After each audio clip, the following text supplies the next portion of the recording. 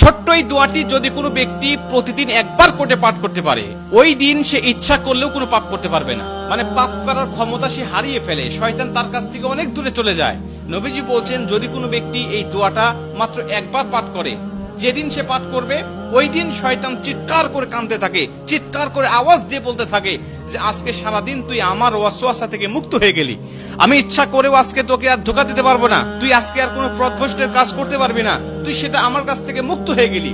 মানে এই দোয়াটার এতটাই পাওয়ার, এতটাই ক্ষমতা আল্লাহ পাক দিয়ে দিয়েছেন। অতএব আমরা এই দোয়াটা মুখস্থ রাখবো, ছোট্ট একটি দোয়া মুখস্থ করে প্রতিদিন আমরা তেলাওয়াত করব। আমরা কিন্তু অনেকেই আছি পাপ ছাড়তে চাই, কিন্তু আমরা এমন কিছু দেখি বা এমন কিছুর সম্মুখীন আমরা হয়ে যাই, ওটা দেখার পরে আমরা নিজের উপরে নিজের কন্ট্রোলটা হারিয়ে ফেলি, তখন আমরা পাপ করতে বাধ্য হই বা পাপ শয়তান আমাদেরকে করিয়ে ফেলে। এজন্য যদি আমরা প্রতিদিন অন্তত ফজরের নামাজের পরে এই দোয়াটা যদি পাঠ করতে পারি, তাহলে আমরা কিন্তু শয়তান থেকে মুক্ত থাকবো ওই দিন সারাদিন। আর শয়তান থেকে মুক্ত থাকার কারণে আমরা ইচ্ছা করলে ওই দিন পাপ করতে পারবো না। নবীজি এই দোয়াটা শিখিয়েছেন, আউযু বিল্লাহিল আযীম, আউযু বিল্লাহিল আযীম ওয়া বিওয়াজহিল কারীম ওয়া সুলতানিহিল কাদিম মিনাশ শাইতানির রাজিম। আমি আবারও দোয়াটা পাঠ করছি, যারা লিখে নিতে পারেন লিখে নিবেন, এবং প্রয়োজনে এটা ভিডিও আকারে যেহেতু এটা পাবলিশড হবে, আপনারা যারা ফেসবুকে দেখবেন আপনারা অবশ্যই এটা শেয়ার করে রেখে দিবেন টাইমলাইনে, প্রয়োজনে বারবার শুনে শুনে আপনি এটা মুখস্থ করে নেবেন। দোয়াটি হচ্ছে, আউযু বিল্লাহিল আযীম ওয়া বিওয়াজহিল কারীম ওয়া সুলতানিহিল কাদিম মিনাশ শাইতানির রাজিম। এই দোয়াটা আপনি মুখস্থ করে নেবেন, আর এই দোয়াটা পড়ার কারণে কিন্তু শয়তান থেকে আপনি মুক্ত থাকবেন।